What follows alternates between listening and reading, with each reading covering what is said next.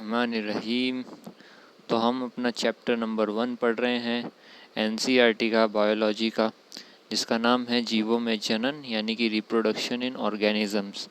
और उसमें हमने लैंगिक जनन की शुरुआत कर दी है उसको पढ़ते हुए। अब हम आगे बढ़ते हैं कि लैंगिक जनन के बारे में हम उसकी समानताएं पढ़ने की कोशिश कर रहे हैं एनसीईआरटी के अंदर में। तो आगे देखते हैं एनसीईआरटी क्या कहती है हमसे कि अपने क्षेत्र में लगे कुछ वृक्षों का निरीक्षण करो। निरीक्षण का मतलब क्या होता है? निरीक्षण का मतलब होता है, ये जो निरीक्षण है उसका मतलब होता है कि निगरानी करो, देखिए, गौर करिए उस पर। अपने क्षेत्र में लगे कुछ वृक्षों को यानी कि पेड़ों को गौर से देखिए ज़रा, ठीक है? गौर से देखना है। और उसमें गौर से क्या देखना है? क्या प्रति वर्ष इन वृक्षों पर उसी माह में पुष्प लगते हैं? तो हमें ये देखना है कि क्या हर वर्ष, प्रति वर्ष का मतलब हर वर्ष इन पेड़ों पर उसी महीने में पौधे लगते हैं, उसी महीनों में पौधे लगते हैं क्या, ये देखना है। जिस माह में पिछले वर्ष लगे थे, यानी कि जिस महीने में, जैसे मान लीजिए कोई पौधा हमने देखा, अपने आस पास में कोई पौधा देखा हमने, और उसके अंदर में हमने देखा कि मान लीजिए अभी चल रहा है, जैसे जुलाई चल रहा है, तो हमने देखा कि जुलाई के अंदर में उसमें फूल आ रहे हैं। फिर 1 साल गुजर गया और फिर हमने गौर करा कि उसमें फिर से जुलाई के महीने में फूल आ गया, ऐसा हुआ। तो हमसे एनसीईआरटी यही पूछ रही कि क्या उसी महीने में बार बार फूल लग रहे हैं क्या? ऐसा हो रहा है क्या कि कोई और महीने में फूल लग रहे हैं? फिर आगे, आप ऐसा क्यों सोचते हैं? आप ऐसा क्यों सोचते हैं कि आम, सेब, कटहल आदि जैसे फल मौसमी होते हैं? तो एनसीईआरटी खुद से ही एनसीईआरटी ने कह दिया कि आप ऐसा क्यों सोच रहे हैं।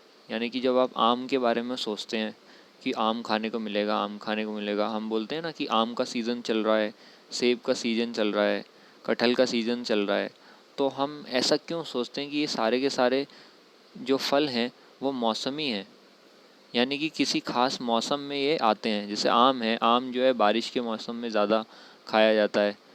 तो ऐसा क्यों सोचते हैं हम कि, यानी कि ऐसा क्यों कहते हैं हम कि ये सारे के सारे फल मौसमी होते हैं, यानी कि हर एक ख़ास मौसम में ये फल आते हैं। आप ऐसा क्यों सोचते हैं हम, या ऐसे क्या वजह होती है? तो आगे है, क्या कुछ पादप ऐसे भी हैं जिनमें वर्ष भर पुष्पीकरण होता रहता है तथा कुछ में मौसम के आधार पर पुष्प निकलते हैं? तो फिर हमसे क्वेश्चन पूछ रही है एनसीईआरटी कि क्या ऐसा होता है कि कुछ पादप ऐसे हैं जिनमें पूरे वर्ष भर यानी कि पूरे साल भर पुष्पीकरण का मतलब क्या था? पुष्पकरण यानी कि साल भर फूल, पुष्प का मतलब होता है फूल, तो साल भर उनमें फूल लगते रहते हैं। कुछ पौधे होते हैं कि जिनमें साल भर फूल लगते हैं। तो एनसीईआरटी पूछती है कि ऐसा क्यों होता है? और कुछ होते हैं तथा कुछ में मौसम के आधार पर पुष्प निकलते हैं। कुछ में क्या होता है, किसी खास मौसम में फूल निकलते हैं। तो एनसीईआरटी पूछ रही है हमसे क्या ऐसा होता है?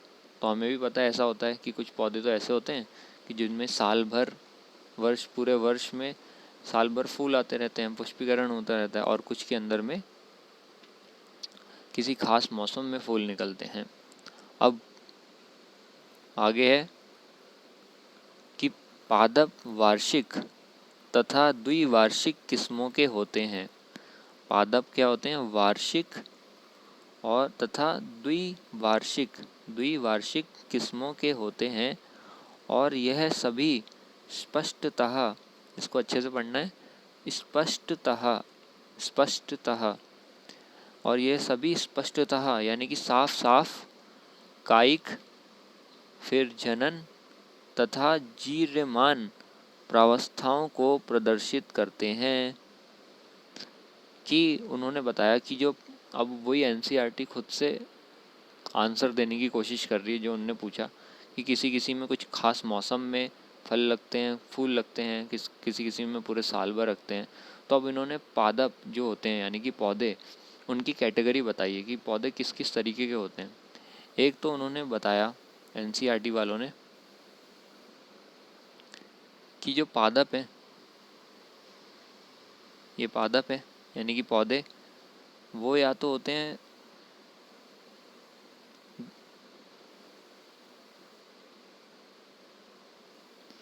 एक तो उन्होंने बताया कि वार्षिक होते हैं, वार्षिक, ठीक है।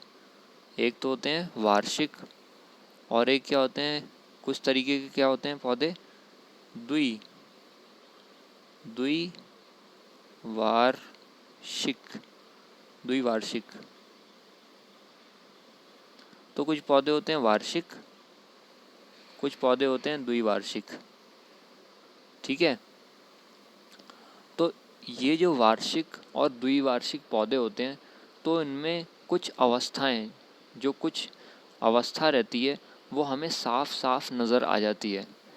इसमें यह लिखा है कि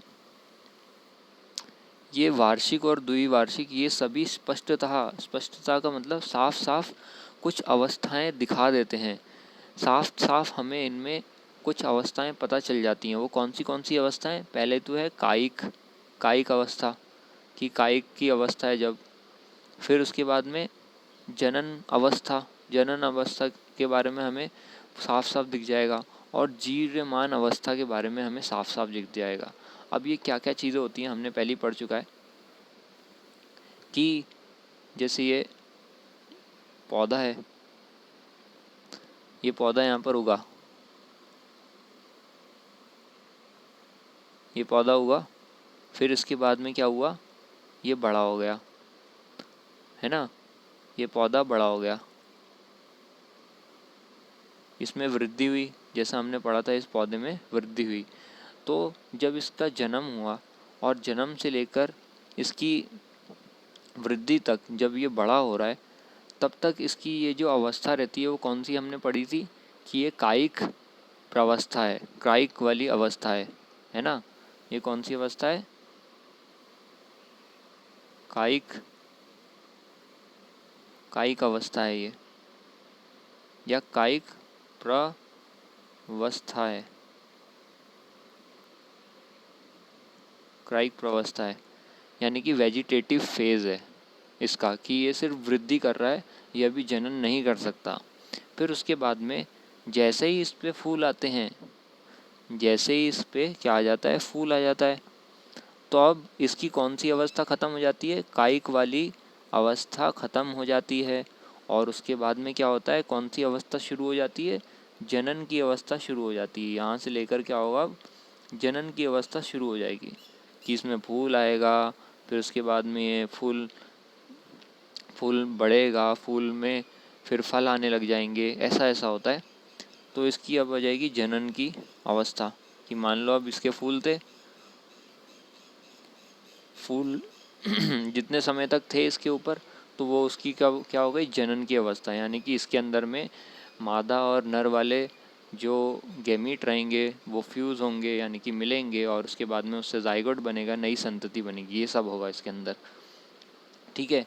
इसके बाद क्या होगा कि इसमें फल आ जाएगा, इसके फूल जो हैं अब वो मुरझा जाएंगे, फूल क्या हो जाएंगे, मुरझा जाएंगे, और उसमें जो फल आ जाएगा, फल भी टूट जाएगा, और ये पौधे के अंदर में कुछ फूल वगैरह नहीं बचेगा। अब यहाँ पर फूल नहीं बचा, और ये पौधा धीरे धीरे क्या होगा,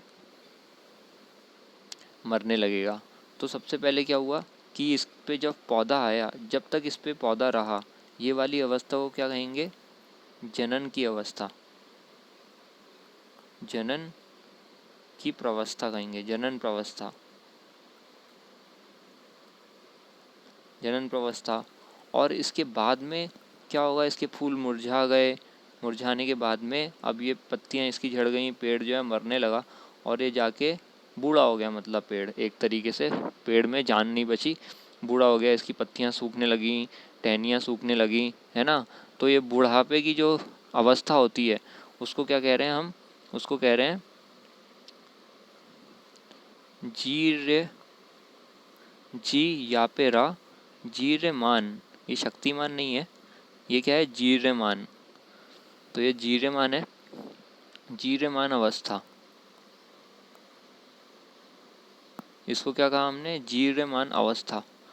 तो पौधे की कितनी अवस्था हो गई, एक तो कायिक अवस्था हो गई पहली, फिर उसके बाद में क्या होती है, जब उस पर फूल आ जाते हैं तो जनन वाली अवस्था आ जाती है, उसके बाद में वो बूढ़ा होने लगता है तो उसको बोलते हैं जीर्यमान अवस्था, बुढ़ापे की अवस्था, जैसे अपने साथ हो रहा है। तो इसको क्या बोलते हैं इंग्लिश में, वेजिटेटिव फेज़। फिर उसको बोलते हैं जनन वाली को रिप्रोडक्टिव फेज़, और जीर्यमान को बोलते हैं old old age, old phase, यानी कि सेनेसेंट फेज़। उस पर आपको डिटेल में नहीं जाना है, हिंदी में याद रखना है बस इसको। तो ये होती है। अब एनसीईआरटी की बात यह है कि ये जो वार्षिक वाले पौधे होते हैं, वार्षिक वाले पौधे और द्विवार्षिक वाले पौधे, तो इनके अंदर में ये वाली जो अवस्थाएं मैंने बताई, ये वाली जो अवस्थाएं बताई, ये वाली जो अवस्थाएं बताई, तो ये इन पौधों के अंदर में, किन पौधों के अंदर में, ये जो वार्षिक वाले हैं और द्विवार्षिक वाले हैं, इन पौधों के अंदर में साफ साफ हमें नज़र आएंगे। हम बता पाएंगे कि अभी इसकी कौन सी अवस्था चल रही है, कायिक प्रवस्था चल रही है, फिर हम बता पाएंगे कि इसकी जनन वाली अवस्था चल रही है, या फिर किसी पौधे को देखेंगे तो हम ये बता पाएंगे इसकी जीर्यमान वाली अवस्था चल रही है, बुढ़ापे की अवस्था चल रही है। ठीक है, ये किस में हम बता पाएंगे, वार्षिक वाले में बता पाएंगे और द्विवार्षिक वाले में बता पाएंगे। अब सवाल उठता है कि ये वार्षिक और द्विवार्षिक का मतलब क्या होता है, ये तो मैंने बताया ही नहीं। वार्षिक का मतलब वो होता है कि अगर कोई पौधा, अगर कोई पेड़ एक वर्ष में पूरी अपनी जो जीवन अवधि है, हमने पढ़ा था सबसे पहले पन्ने पे एनसीईआरटी के, कि जो जीवन अवधि है वो एक वर्ष में पूरा कर ले, तो उसको क्या कहते हैं, वार्षिक पादप। उसको क्या कहते हैं, वार्षिक पादप। तो ये अपनी अवस्था कब पूरी कर लेता है, एक वर्ष में, एक साल में अपनी ज़िंदगी पूरी कर ले जो, उसको कहते हैं वार्षिक पादप। और जो पौधा, जो पेड़, जो पादप 2 वर्ष लगाए, यानी कि 2 साल के अंदर में वो अपनी जीवन की अवधि पूरी करे, तो उसको कहते हैं द्विवार्षिक, यानी कि उसकी ज़िंदगी सिर्फ 2 साल है। ठीक है, तो उसको कहते हैं द्विवार्षिक पादप।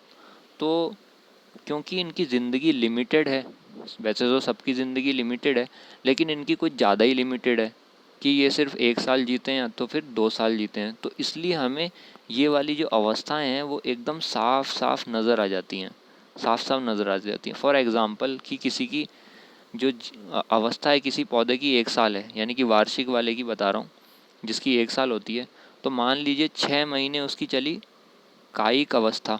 ठीक है, तो 6 महीने तो हम भी इधर उधर घूमते रहेंगे, एक पौधा है उसको देखा हमने बढ़ते हुए, और 6 महीने तक हम उसको देखते रहे। ठीक है, फिर 6 महीने बाद अब उसकी कौन सी अवस्था स्टार्ट हो गई, जनन वाली।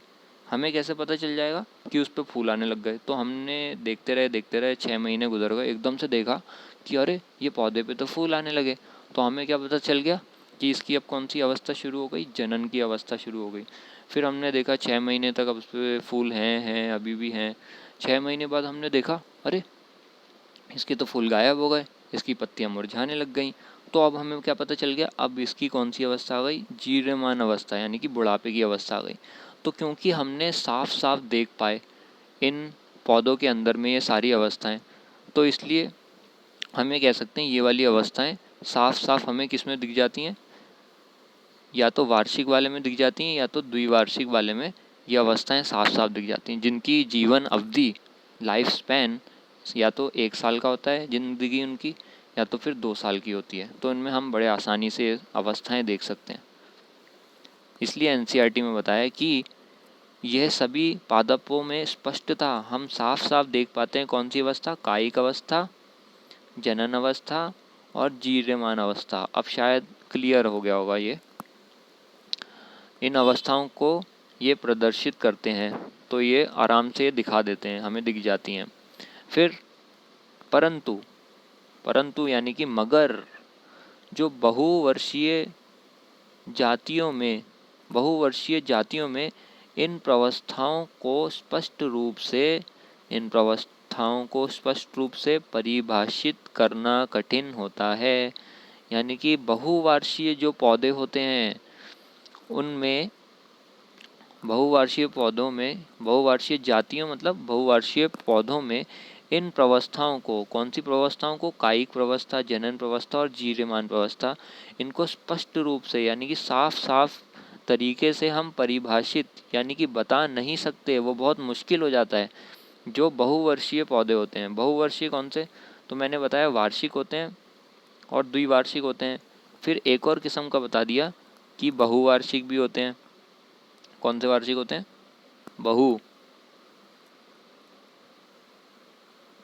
बहुवार्षिक, बहुवार्षिक। तो ये जो बहुवार्षिक होते हैं इसका मतलब होता है कि उनकी जीवन अवधि 2 साल से ज़्यादा होती है। यानी कि वो उनकी जीवन अवधि 2 साल से ज़्यादा होती है। किसी की 10 साल होगी, किसी की 8 साल हो रही है, किसी की 5 साल हो रही है, किसी की 11 साल हो रही है, किसी की 20 साल हो रही है, किसी की 50 साल हो रही है। तो उनकी जीवन अवधि 2 साल से बहुत ज़्यादा होती है। तो ये जो बहुवार्षिक वाले पादप होते हैं इनके अंदर में हम क्या नहीं बता सकते, इनके अंदर में हम साफ साफ तरीके से ये जो अवस्थाएं हैं, ये जो अवस्थाएं हमने पढ़ी, कायिक अवस्था, जनन अवस्था, जीर्यमान अवस्था, ये हम इसमें साफ साफ तरीके से नहीं बता पाते, जिसको एनसीईआरटी ने बोला कि साफ साफ तरीके से हम परिभाषित नहीं कर सकते। अब क्यों नहीं कर सकते, क्योंकि इनकी ज़िंदगी कितने साल की है, 10 साल की, 50 साल की। अब इतना थोड़ी ना जी पाते हैं हम, है ना, इतना थोड़ी ना जी पाते हैं अपन कि एक पौधे को देख रहे हैं और उसकी अभी भी कायिक अवस्था चल रही है, अभी भी कायिक अवस्था चल रही है, अभी भी कायिक, 50 साल बाद जाके उसमें फूल आएंगे तो हम थोड़ी ना देख पाएंगे। और फूल आ गए उसके मान लीजिए तो हम क्या पता हम कहीं और चले गए, हम पता नहीं लगा पाएंगे। तो बहुवार्षिक वाले में हम ये अवस्थाएं साफ साफ तरीके से परिभाषित नहीं कर पाते। तो ये कहना था एनसीईआरटी का यहाँ पर। अब आगे बढ़ते हैं हम कि कुछ पादप असामान्य रूप से, थोड़ा बड़ा कर लेते हैं इसको, कुछ पादप असामान्य यानी कि बहुत ही अजीबोगरीब तरीके से पुष्पीकरण की क्रियाविधि को प्रदर्शित करते हैं। थोड़ा साफ कर लेते हैं। तो एनसीईआरटी ने कहा कि कुछ पादप ऐसे होते हैं, कुछ पौधे ऐसे होते हैं जो असामान्य रूप से यानी कि अजीबोगरीब तरीके से, असामान्य का मतलब होता है बहुत ही अजीब तरीके से, पुष्पीकरण की यानी कि फूल लाने की क्रियाविधि को प्रदर्शित करते हैं यानी कि दिखाते हैं। यानी कि कुछ पौधे ऐसे होते हैं जिनमें अजीब तरीके से पौधे आते हैं। कैसे आते हैं वो एनसीईआरटी बताएंगी कि इनमें से कुछ जैसे कि बांस का जो पादप होता है उसकी जाति के पादप अपने पूरे जीवन काल में सामान्यतः, अच्छे से देखते हैं कि वो अपने पूरे जीवन काल में सामान्यतः यानी कि आम तौर पे 50 से 100 वर्षों के बाद केवल एक बार पुष्प पैदा करता है। तो यानी कि ये किसकी बात बता रहे हैं, ये बात बता रहे हैं बांस की।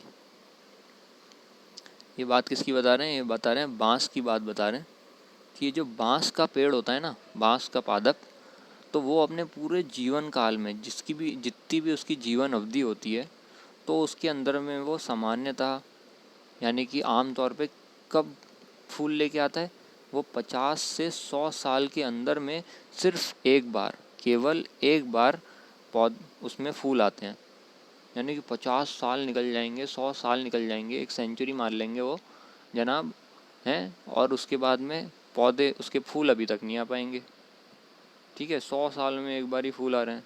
तो उनके आस पड़ोस वाले उनसे बोल रहे हैं कि भैया फूल निकाल दो, फूल निकाल दो, फूल निकाल दो। बोले अभी नहीं, अभी नहीं, अभी नहीं। तो बोल रहे हैं अरे प्लीज़ दिखा दीजिए, प्लीज़ दिखा दीजिए। तो बोल रहे हैं अरे नहीं भैया, हम तो 100 साल बाद अपने फूल दिखाते हैं। तो ये बांस के जो है, बांस बहुत ही बेशरम किस्म के इंसान है। सॉरी, बेशरम तो नहीं बोलना चाहिए, यानी कि बांस का जो पौधा है वो बहुत ही देर बाद फूल निकालता है, यानी कि 50 से 100 वर्ष। इसको हमें अच्छे से याद रखना है कि MCQ के अंदर में ये दे देंगे 60 से 100 वर्ष, 70 से 100 वर्ष, 70 से 150 वर्ष, ऐसे करके बना देते हैं। तो हमें एकदम एग्जैक्ट 50 से 100 वर्ष, हाफ सेंचुरी से सेंचुरी के बीच में ये पुष्प निकालता है। फिर परिणाम स्वरूप एक बड़ी संख्या में फल उत्पन्न होते हैं, एक बड़ी संख्या में फल उत्पन्न होते हैं और मर जाते हैं। और क्या हो जाते हैं? मर जाते हैं। यानी कि जब पौधे के ऊपर फूल आता है तो फूल से क्या बनता है? फल बनता है। तो इतने सारे 100 साल बाद एक साथ इतने सारे फूल निकलते हैं और फूल से एक साथ इतने सारे फल आते हैं और फिर वो क्या हो जाते हैं? मर जाते हैं। इसमें तो सिंपल सी बात है। तो अब एक नए पादप की बात बता रहे हैं कि एक अन्य पादप, एक और पौधे की बात बता रहे हैं जिसका नाम है, ध्यान से पढ़ना है, स्ट्रोबिलेंथस। स्ट्रोबिलेंथस। तो इसको बोलिए ज़रा 3 बारी कम से कम। स्ट्रोबिलेंथस, स्ट्रोबिलेंथस, स्ट्रोबिलेंथस, स्ट्रोबिलेंथस। और इसका सरनेम है कुनियाना, कुनियाना, कुनियाना। तो स्ट्रोबिलेंथस कुनियाना, जिसका दूसरा नाम है, जिसका दूसरा नाम क्या है? इसका दूसरा नाम है, इसको नीले से ही बताते हैं हम, जिसका दूसरा नाम है नीला कुरेंजी। नीला कुरेंजी, नील कुरंजी बोलते हैं या नीला कुरेंजी। तो नीला नाम से ही समझ में आ रहा है कि ये नीला नीला दिखता होगा। तो ये स्ट्रोबिलेंथस कुनियाना जो है, यानी कि नीला कुरेंजी, उसके बारे में बताया गया है कि वो क्या करता है, खास बात कि वो 12 वर्षों में एक बार पुष्प उत्पन्न करता है। ओ, ये क्या बात कर दी कि 12 वर्षों में एक बार उसके अंदर में फूल आते हैं। अभी हमने पढ़ा था बांस, बांस पढ़ा था, ये बांस था, उसमें 50 से 100 वर्ष में एक बार फूल आ रहे थे। तो इन्हीं से शिक्षा प्राप्त करी थी नीला कुरेंजी ने, इन्हीं के स्टूडेंट थे। तो नीला कुरेंजी ने बोला कि हम तो 12 वर्षों में एक बार ही अपने पौधे लेके आएंगे। तो 12 वर्षों में एक बार ही पौधे लेके आने लग गए नीला कुरेंजी। फिर आप में से अधिकांशतः, यानी कि आप में से ज़्यादातर लोग, अधिकांशतः का मतलब ज़्यादातर लोग, यह जानते होंगे कि इस पादप ने, यानी कि इस पादप ने, किस पादप ने? नीला कुरेंजी ने। इस पादप ने सितंबर अक्टूबर 2006 के दौरान इतने पुष्प पैदा किए, इतने पुष्प बनाए, इतने पुष्प बनाए, इतने पुष्प बनाए। कब बनाए? सितंबर अक्टूबर 2006, सितंबर अक्टूबर 2006 के दौरान इतने पुष्प पैदा किए कि जिसके परिणाम स्वरूप, जिसकी वजह से परिणाम स्वरूप केरल, कर्नाटक तथा तमिलनाडु, क्या क्या बताया? केरल, फिर कर्नाटक, फिर तमिलनाडु। तो केरल तथा कर्नाटक तथा तमिलनाडु में क्या हो गया भैया? ये हो गया कि पहाड़ी क्षेत्रों में सड़क के किनारे, जो पहाड़ होते हैं ना, उसकी सड़क के किनारे पुष्पों का कालीन सा बिछा दिखाई पड़ा। पुष्पों का कालीन सा बिछा दिखाई पड़ा। यानी कि इतने फूल आए, इतने फूल आए कि जो पर्वत होते हैं ना, या केरल, तमिलनाडु, कर्नाटक के जो पर्वत थे, पहाड़ियाँ थीं, उसके नीचे जो रास्ते जा रहे थे, वहाँ पर पूरा का पूरा जो सड़क का किनारा था, वहाँ पर फूल ही फूल आ गए, फूल ही फूल। ऐसा लग रहा था कि किसी ने चादर सी डाल दी हो। ठीक है। जिस दृश्य से इसको क्या पढ़ते हैं? दृश्य से, यानी कि जिस नज़ारे से, दृश्य मतलब नज़ारा होता है, सैलानियों की एक, सैलानी मतलब जो घूमने आते हैं, जो घूमने आते हैं ना, उसको कहते हैं सैलानी। जैसे कहीं घूमने गए, कोई मॉल में गया घूमने, कोई किसी पर्वत पे गया घूमने, तो जो भी घूमने जाते हैं उनको क्या बोलते हैं? ट्रैवलर्स बोलते हैं या फिर सैलानी बोलते हैं। तो जिस दृश्य से सैलानियों की एक बहुत बड़ी संख्या इनकी ओर आकर्षित होती है, यानी कि जो घूमने जाने वाले लोग हैं तो उनकी बहुत बड़ी संख्या इस नज़ारे को देखने के लिए आकर्षित होती है। यानी कि हम तो जाएंगे, देखेंगे नीलाकुरंजी को कि कैसे पूरा एकदम इतने सारे फूल आते हैं कि वो पूरी की पूरी पहाड़ी को एक चादर की तरह लपेट देते हैं और पूरी पहाड़ी नीली पड़ जाती है। इतने सारे फूल, जैसे कि किसी ने कालीन बिछा दी हो। तो इसमें मेन बात क्या याद रखनी है कि इस पादप ने कब फूल लेके आए थे? सितंबर अक्टूबर 2006 के दौरान इसमें फूल आए थे। ठीक है। और ये कितनी बार में करता है? फूल लेके आता है 12 वर्षों में एक बार। 12 वर्षों में एक बार ये पौधे लेके आता है। तो मान लीजिए इनने 2006 में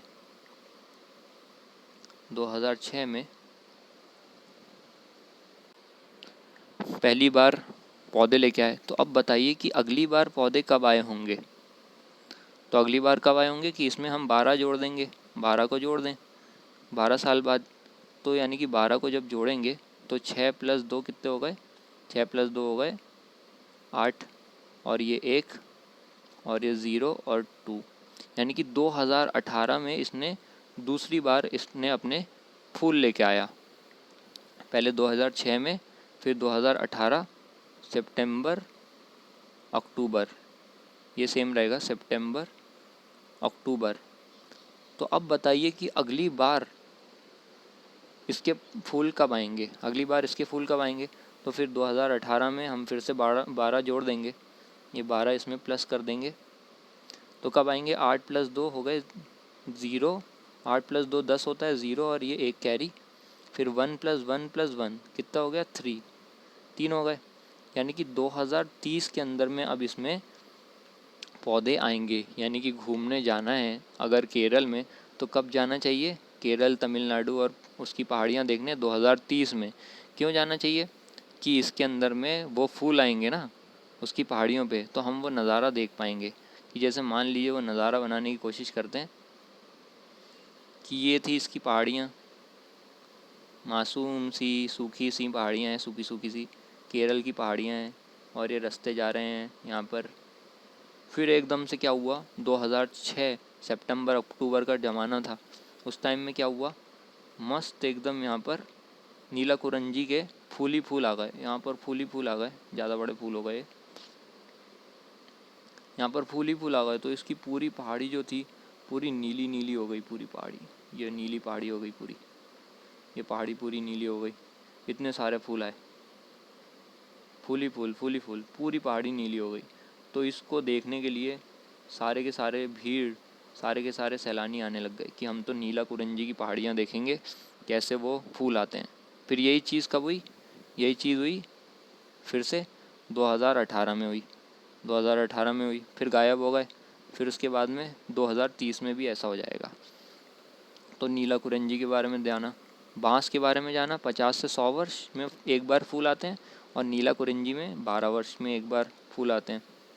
तो ये हो गई पौधों की बात। अब NCERT बताएगी अपन को प्राणियों की बात, कि जो अधिकतर प्राणियों की किशोर अवस्था की समाप्ति उनके प्रजनन व्यवहार के पूर्व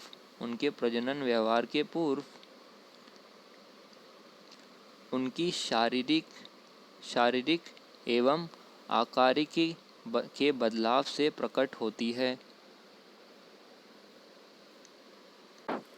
यानी कि ये कहना चाह रहे हैं कि जानवरों के अंदर में, अधिकतर प्राणियों के अंदर में, किसकी बात चल रही है? अब ये प्राणियों की बात चल रही है कि अधिकतर प्राणियों में, ज़्यादातर प्राणियों में जो उनकी किशोर अवस्था होती है ना, किशोर अवस्था क्या थी? जो हमने पढ़ी थी कि जिस वक्त जो जीव रहता है वो सिर्फ वृद्धि करता है, अभी वो जनन नहीं कर सकता, सिर्फ वृद्धि कर रहा है। उस अवस्था को जानवरों में या फिर प्राणियों में या फिर एनिमल्स में क्या कहते हैं? किशोर अवस्था कहते हैं। और पादपों के अंदर में कायिक अवस्था कहते हैं। तो प्राणियों के अंदर जो किशोर अवस्था होती है उसकी समाप्ति के बारे में बता रहे हैं कि पौधों में तो पता चल गया वो कब समाप्त होती है, जब उस पर फूल आने लग जाते हैं। लेकिन ये जानवरों की कब समाप्त होती है? जानवरों की ये किशोर अवस्था कब समाप्त होती है, हमें कब पता चलेगा? तो उनके ये जो किशोर अवस्था की समाप्ति होती है, उनके प्रजनन व्यवहार के पूर्व उनकी शारीरिकी, ये क्या है, शारीरिकी है, शरीर की नहीं है, शारीरिकी एवं आकारिकी के बदलाव से प्रकट होती है। यानी कि जो उनका प्रजनन व्यवहार है, यानी कि जो उनकी जनन अवस्था है, ये जो उनकी जनन की अवस्था है, थोड़ा सा मिटा देते हैं इसको। जो उनकी ये प्रजनन व्यवहार है, यानी कि जो उनका ये जो जनन का बिहेवियर है, जनन की जो उनमें उनके अंदर जो खूबी है, वो कब प्रकट होती है, कैसे पता चलेगा हमें? उनकी जो शारीरिकी एवं आकारिकी बदलाव से प्रकट होती है। यानी कि शारीरिकी का मतलब यहाँ पर बाहर का शरीर नहीं कहा जा रहा है, यहाँ पर शारीरिकी का मतलब होता है शरीर विज्ञान, आंतरिक शरीर क्रिया विज्ञान। यानी कि अंदर में उनके कुछ बदलाव आते हैं, उनके शरीर के अंदर कुछ बदलाव आते हैं, उसको कहते हैं शारीरिकी। और आकारिकी का मतलब होता है बाहर से जो बदलाव आ रहे हैं। यानी कि जो जानवर लोग रहते हैं, और जानवर हैं यानी कि प्राणी हैं, और इंसान भी उसमें इंक्लूडेड हैं, इंसान भी उसमें आ जाएंगे। तो उनके अंदर में जो जनन की अवस्था है वो कब शुरू हो गई है, वो हमें कैसे पता चलेगा?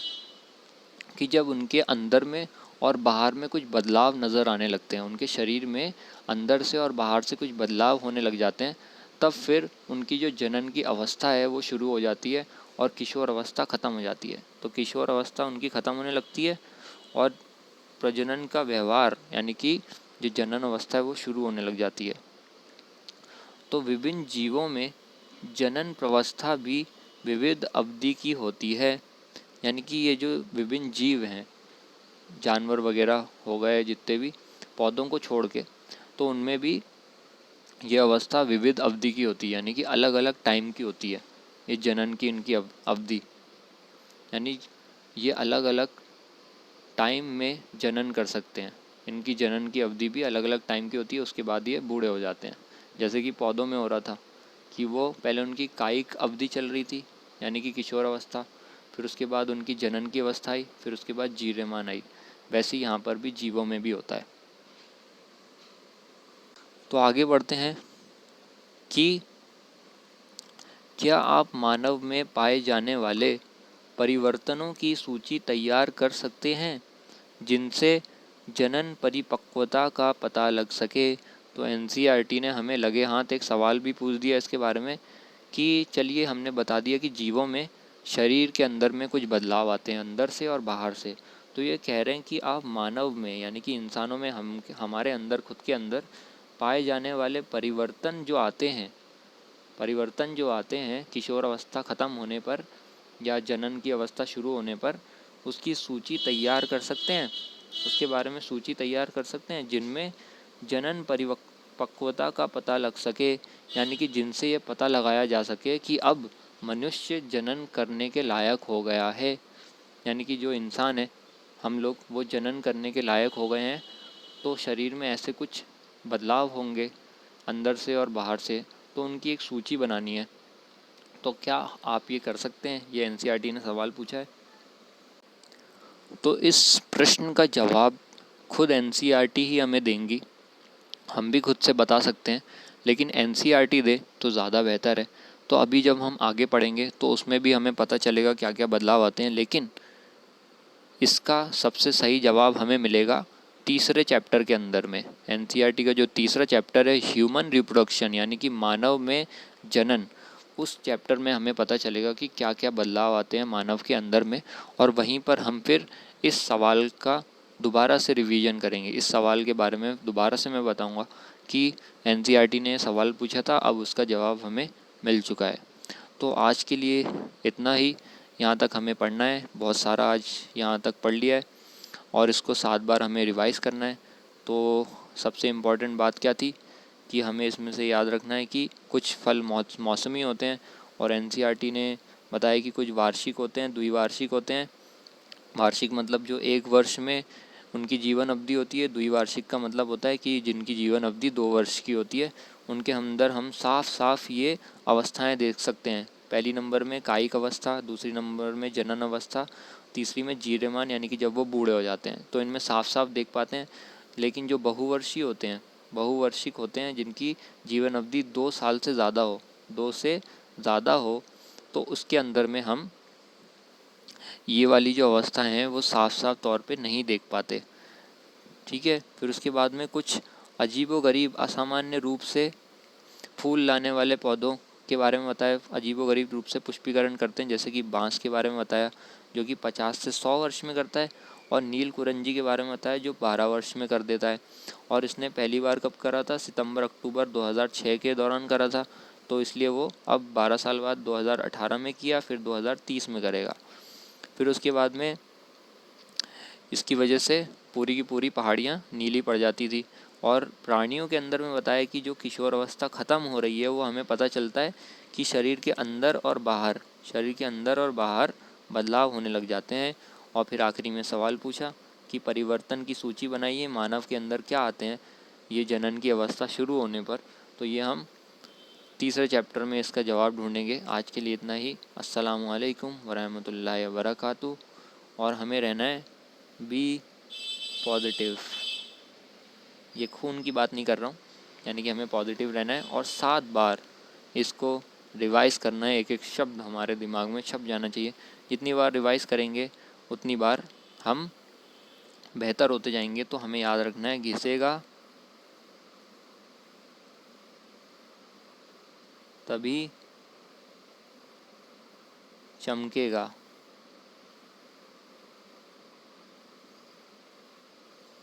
घिसेगा तभी चमकेगा। ठीक है। यानी कि जितना घिसेंगे अपने आप को, जितना कोयला जो है घिसा जाता है, जो सोना है वो घिसा जाता है, जो भी चीज़ हीरा जो है घिसा जाता है, उतना ही ज़्यादा वो चमकता है। ठीक है। तो आम हीरा तो हीरा रहेगा, लेकिन जिस हीरे को घिसा जाता है वो कोहिनूर का हीरा बन जाता है। वैसे ही अपन को पढ़ाई में जितना ज़्यादा हम घिस सकते हैं, जितना ज़्यादा मेहनत कर सकते हैं, उतना ज़्यादा चमकेंगे। तो आज के साथ इसी का लेक्चर समाप्त होता है। लेक्चर तो नहीं थी, ये बात थी। अस्सलामु अलैकुम वरहमतुल्लाहि वबरकातुहू।